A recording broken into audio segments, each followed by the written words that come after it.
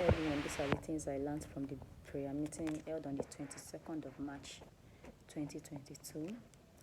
From the teaching of Brother Daniel, I learned a lot, and Brother Daniel make it clear to us that we should resist the devil.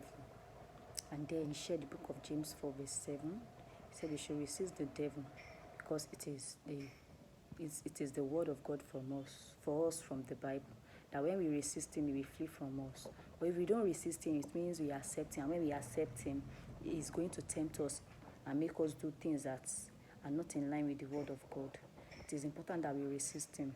And it is also important that we remind ourselves of the word of God, so the devil will not take away the word from us. Because according to the Luke 8 verse 14 that Brother Daniel explained, that the seed was the word of God, and some seed fell on the stony ground, some on the rocky ground, and all those ones, they did not grow.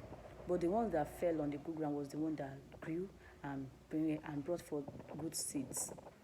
And also, from the teaching of Brother Daniel, we were made to know that we should not put ourselves in temptation, and that we ourselves can put ourselves into temptation. That is, if we reject the word of God. And he also said there's a difference between entering into temptation and falling into temptation. According to 1 Corinthians 10 from verse 12 that he shared to us, it made us to know that God will always give us the capacity to overcome temptation, and that when temptation comes our way, the devil can trap us.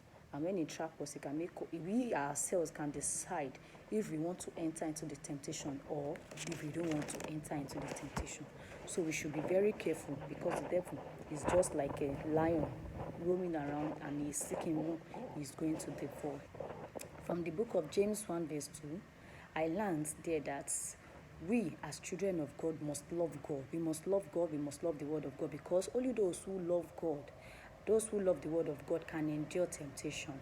And then when we endure temptation, we will come out strong.